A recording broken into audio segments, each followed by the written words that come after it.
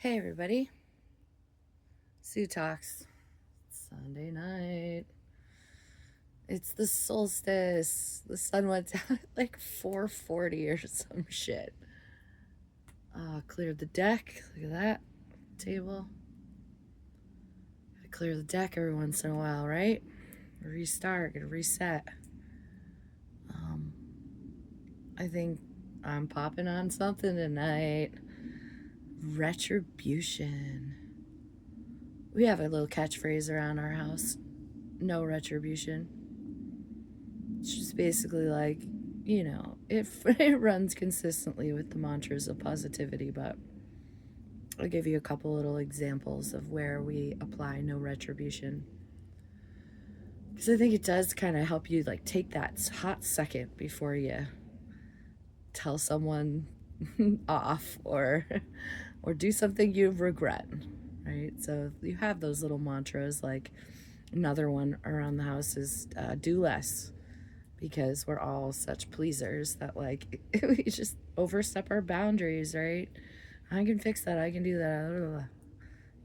Do less, do less, do less. Leave them wanting more.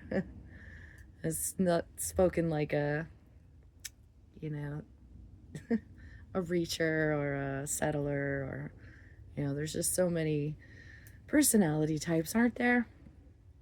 Okay, so no retribution. Why no retribution? Well, if you're gonna try to fight a fire with a fire, guess what's gonna happen? Bigger fire, burning the house down. Why are we always burning the house down? Cut it out. Having calm conversations is a nice way to avoid having to retribute on someone. And retribution is similar to revenge. Revenge is a dish best served cold, in my opinion, even after 20 years. Whatever. It's so not true. You gotta let shit go. You gotta stop taking things personally. You gotta stop making assumptions. You gotta breathe. You gotta do your best.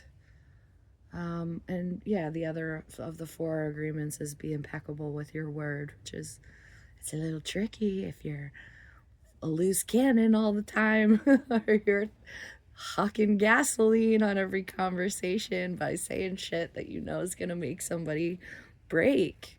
It's just mean. Don't do that. Go home and manage your shit and then come back better. Please, I know we can. Yes, more levity. Certainly more reciprocity. We can't seesaw alone. Otherwise, somebody's just sitting on the ground while the other person's doing fuck all, it seems like.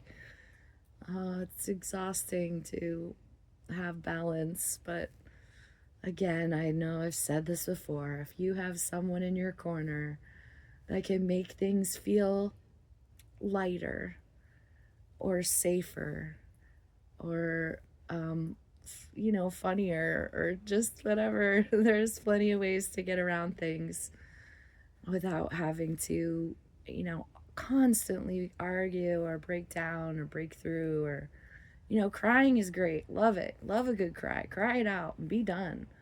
Then you'll feel better. Don't eat your feelings. Don't just put them in a little box in your butthole and never care about them again because, hey man, it's not good for your health.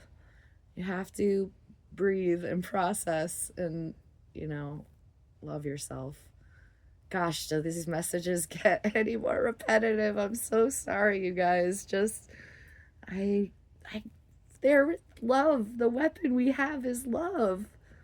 We're never gonna get through the other side of all this political bullshit and karmic bullshit and, spiritual battles that people are having because nobody wants to care more.